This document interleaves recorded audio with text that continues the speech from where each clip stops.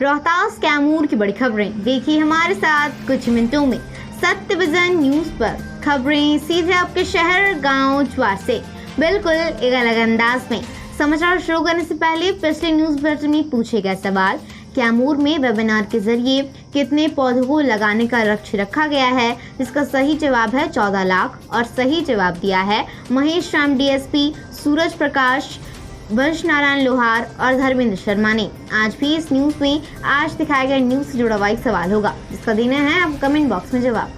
सही जवाब देने वालों का हम अपने अगले न्यूज बुलेटिन में शामिल करेंगे नाम, साथ ही हम अपने गिव अवे प्रोग्राम के माध्यम से उन्हें सम्मानित भी करेंगे। तो आइए देखें जिले का मुख्य समाचार। नासरीगंज और कछवा बाजार के 22 सब्जी विक्रेताओं की रिपोर्ट आई नेगेटिव, मिली राहत। रोहतास जिले में बढ़ रहे कोरोना संक्रमितों की संख्या के बीच रोहतास के नासरीगंज एवं कछवा से राहत देने वाली खबर आई है, जहां के 22 सब्जी विक्रेताओं की सैंपल रिपोर्ट आ गई है। दोनों जगहों से संदिग्ध कोरोना मरीज मानकर हेल्थ केयर सेंटर में रखे गए 22 सब्जी विक्रेताओं की रिपोर्ट शनिवार को नेगेटिव आई, जिन्हें प्रशासन ने आवश्यक दिशा निर्देशों के साथ घर जाने के लिए छोड़ दिया। 22 में से 19 नासरीगंज के सब्जी विक्रेता हैं, जबकि 3 काराकाट के कछवा से हैं। इन सब्जी विक्रेताओं को 2 सप्ताह पूर्व प्रशासन ने हेल्थ केयर सेंटर नासरीगंज और काराकाट में क्वारंटाइन किया था, जिनके स्वास्थ्य पर चिकित्सक लगातार नजरें जमाए हुए थे। शनिवार सुबह सभी सब्जी विक्रेताओं को छोड़ने के बाद प्रशासनिक अधिकारियों ने राहत की सांस ली। रेफरल अस्पताल नासरीगंज के प्रबंधक अनिल कुमार सिंह ने बताया कि सभी 22 सब्जी विक्रेताओं को अलग अलग क्वारंटाइन किया गया था। शनिवार की सुबह वे सभी घर भेज दिए गए। रोहिणी नक्षत्र बीतने को, लेकिन कृषि विज्ञान केंद्र ने अभी तक नहीं दिया धान का बीज। धान के कटोरे से सुविख्यात रोहतास जिले के अधिकतर किसान रोहिणी नक्षत्र में धान के बीज खेतों में डालते हैं। इस वर्ष प्रकृति भी उनके अनुकूल मौसम को कर रहा है, लेकिन कृषि विज्ञान अनुसंधान केंद्र द्वारा धान के बीज को किसानों को उपलब्ध नहीं कराया जा रहा है और दुखद पहलू ये है कि कल ही रोहिणी नक्षत्र खत्म हो जाएगा।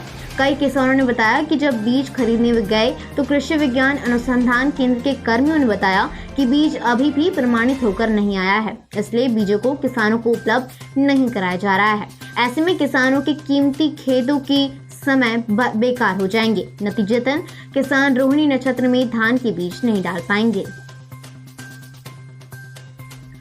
बिजली के जर्जर तार एवं टोका फंसाकर लोगों के घर तक पहुंचती है रोशनी। शहर के वार्ड नंबर 11 में बिजली का जर्जर तार जानलेवा साबित हो सकता है, जबकि सरकार के द्वारा नगर से लेकर ग्रिड तक तार नवीकरण कराए गए थे। विभाग की उदासीनता के कारण शहरवासी बिजली तार में टोका फंसाकर घर में छाए अंधेरे को रोशन करते हैं। जान जोखिम में डाल उपभोक्ता अंधेरे को भगाने के लिए रोशनी का प्रबंध तारों से तथा टोका फंसाकर करते हैं, जिससे कभी भी बड़ी दुर्घटना हो सकती है। ऐसा नहीं है कि टोका फंसाकर बिजली चलाने वाले बिजली विभाग के कस्टमर नहीं हैं, बल्कि उन्हें मजबूरन ऐसा करना पड़ता है। आरा सासाराम रोड में JMD गली के सामने वाली गली, फारूकी मोहल्ला, इंदु तपेश्वर कॉलेज के बगल वाली गली में टोका फंसाकर लोग बिजली जलाते हैं। घोषणा के बाद भी नहीं मिला वन पदार्थों की खरीद बिक्री करने का अधिकार। कैमूर पहाड़ी के ऊपर बसे रोहतास नौहट्टा प्रखंड के 2 दर्जन गांव के ग्रामीणों को राज्य के मुख्यमंत्री नीतीश कुमार की घोषणा के 2.5 वर्ष बाद भी वन पदार्थ चुनकर इकट्ठा करने और खरीद बिक्री करने का अधिकार नहीं मिल सका। बताते चले कि 6 अप्रैल 2018 को नौहट्टा प्रखंड के उग्रवाद प्रभावित पिपराडीह पंचायत के रेला गाँव में चौपाल कार्यक्रम में उपस्थित ग्रामीणों को संबोधित करते हुए सीएम ने घोषणा की थी कि वन पदार्थों जैसे हरे, बहेरा, तेन, पियार, महुआ पर वनवासियों का अधिकार होगा।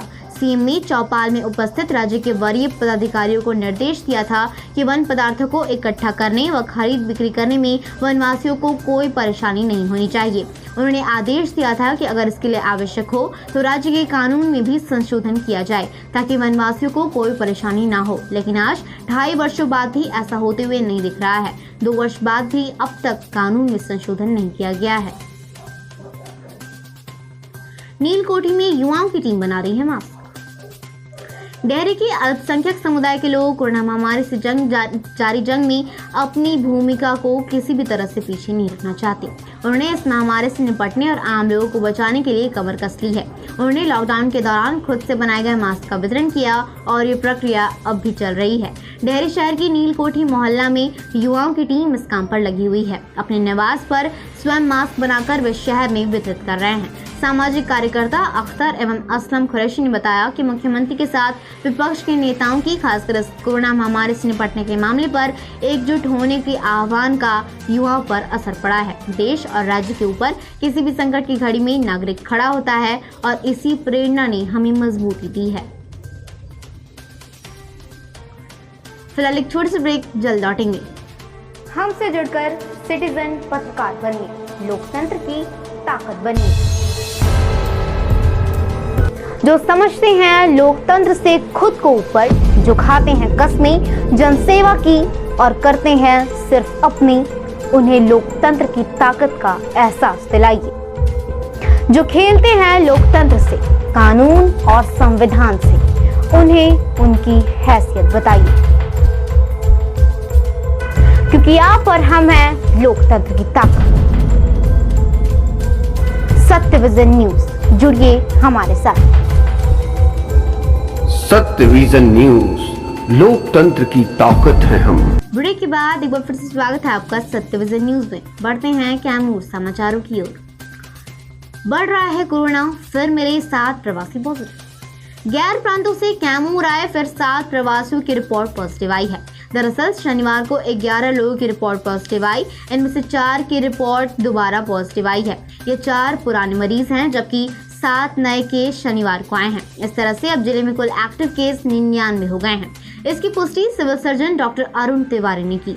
बताया गया कि जिन प्रवासियों की रिपोर्ट पॉजिटिव आई है, ये सभी जिले के प्रखंड पंचायतों और गांव स्तर पर बनाए गए क्वारंटाइन सेंटरों में ठहराए गए थे। इधर जिले में लगातार बढ़ रहे कोरोना पॉजिटिव की संख्या से जिला प्रशासन व स्वास्थ्य महकमा सभी प्रवासियों की कॉन्टैक्ट टेस्टिंग में जुट गया है। सारोदाग पंचायत के मुखिया के पति समेत 3 गिरफ्तार, 4 अवैध असले जब्त। 3 अवैध एनपी बोर्ड राइफल, 1 देसी बंदूक और 315 बोर के 6 पुराने खोखे के साथ सारोदाग के मुखिया के पति समेत 3 आरोपितों को पुलिस ने शनिवार को गिरफ्तार कर लिया। अवैध हथियार के साथ गिरफ्तार किए गए सभी आरोपित उग्रवाद प्रभावित प्रखंड अधौरा थाना क्षेत्र के बहेरा गांव निवासी हैं। इनमें मुखिया पति कन्हैया सिंह, पिता स्वर्गीय रामचेला सिंह, अमावत सिंह, पिता स्वर्गीय मेवा सिंह और भागवत सिंह, पिता स्वर्गीय धनु सिंह शामिल हैं।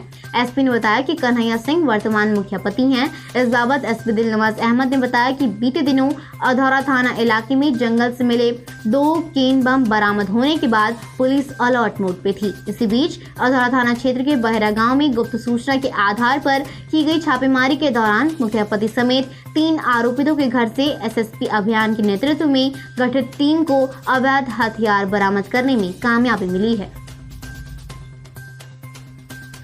जीटी रोड पर लगा जाम, दोनों लेनों में लगी वाहनों की लंबी कतार। जीटी रोड पर महाजाम की स्थिति अब भी बनी हुई है। पिछले 3 दिनों से जीटी रोड पर महाजाम है, जिसके चलते उक्त सड़क से गुजरने वाली यात्री बसों व छोटी वाहनों पर सवार लोगों को भारी फजीहत का सामना करना पड़ रहा है। सड़क जाम की वजह से जीटी रोड पर आवागमन काफी मुश्किल हो गया है। पिछले 3 दिनों से जीटी रोड पर बालू लदे ओवरलोड ट्रकों के चलते भीषण जाम लग जा रहा है। इसी का नतीजा है कि पिछले 3 दिनों से टोल टैक्स से लेकर मोहनिया तक जीटी रोड पर भीषण महाजाम बन रहा है। मोहनिया सकेत के चेक पोस्ट से लेकर मोहनिया तक जीटी रोड के दोनों लेनों में ओवरलोडेड बालू लदे ट्रकों के अलावा बड़ी छोटी वाहनों की लंबी कतारें लग गई हैं।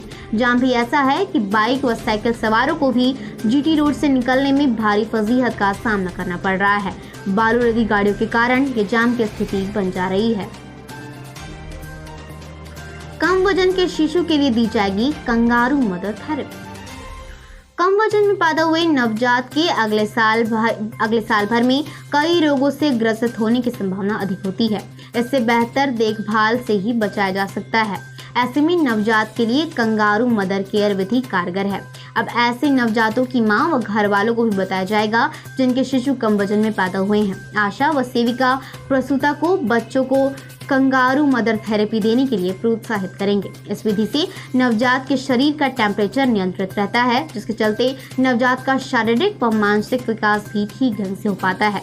वहीं इस विधि के उपयोग से बच्चे का रोग प्रतिरोधक क्षमता भी बढ़ता है। बताया गया कि अल्प वजन के नवजातों को जन्म के पहले वर्ष में ही गंभीर रोगों से ग्रसित होने की संभावना एक सामान्य नवजात की तुलना में अधिक होती है। राष्ट्रीय स्वास्थ्य मिशन के आंकड़ों के अनुसार एक स्वस्थ नवजात के मुकाबले अल्प वजनी नवजात की मृत्यु की संभावना 4 गुना अधिक होती है। देश भर में हर साल पैदा होने वाले नवजात शिशुओं में करीब 27% अल्प वजन वाले होते हैं, इसलिए अल्प वजनी नवजातों को विशेष देखभाल की जरूरत होती है। महादलित बस्ती में छतों से गुजर रहा है हाई टेंशन तार। रामगढ़ प्रखंड के आदर्श गांव बड़ौदा के महादलित बस्ती के घनी आबादी के बीचों बीच गुजर रहा 11,000 का हाई टेंशन तार बड़ी अनहोनी को आमंत्रण दे रहा है। बिजली विभाग के द्वारा इस लापरवाही की वजह से कभी भी कोई बड़ी दुर्घटना घट सकती है। बरसात के दिनों में हादसा होने की आशंका बढ़ जाती है, क्योंकि पहले जिस जगह से 11,000 का हाई टेंशन तार गुजरा है वहां पर कोई मकान नहीं था, लेकिन अब कई लोगों के द्वारा यहाँ मकान बना लिया गया है और ये सब कुछ जानते हुए भी बिजली विभाग अनजान बना हुआ है। शायद किसी बड़ी अनहोनी का वे इंतजार कर रहे हैं। लोगों के छतों व आंगन से गुजरे हुए 11,000 हाई टेंशन की तार की वजह से लोग अपने छतों पर भी नहीं जाना चाहते। आंगन में सोने के दौरान भी डर बना रहता है। जिस मोहल्ले की छतों व गलियों को पार करते हुए हाई टेंशन का तार गुजरा है, वहाँ हर वक्त लोग डरे सहमे रहते हैं। फिलहाल आज के समाचार बुलेटिन के साथ इतना ही। आपका दिन मंगलमय हो। अपने परिवार का ख्याल रखिए, घर में सुरक्षित रहिए, कोरोना महामारी से बचकर रहिए, 3 से 6 फीट की दूरी बनाकर रहिए। हम फिर मिलेंगे आपसे अपने अगले बुलेटिन में। हमारा प्रयास आपको कैसा लगा? अगर हमारी कोशिश आपको पसंद आए तो हमारे वीडियो को लाइक करें, अपने दोस्तों के साथ शेयर करें। अगर आप हमारे चैनल पर नए हैं तो चैनल को सब्सक्राइब करें और आज के समाचार में सबसे अच्छी खबर आपको कौन सी लगी हमें कमेंट बॉक्स में ज़रूर बताएं। और अब आज का सवाल आज के समाचार में सही है, हमारे सवाल का अब कमेंट बॉक्स में जवाब दीजिए। अगर आपका जवाब सही हुआ तो हमें अगले न्यूज़ बुलेटिन में आपका नाम शामिल करेंगे। साथ ही हम अपनी गिव अवे प्रोग्राम के माध्यम से आपको सम्मानित भी करेंगे। तो आज का सवाल है, कैमूर में कितने नए पॉजिटिव केस मिले हैं? Option number A 7, option number B 8। अपना जवाब हमें कमेंट बॉक्स में बताएं। नमस्कार, आदाब, सत श्री अकाल।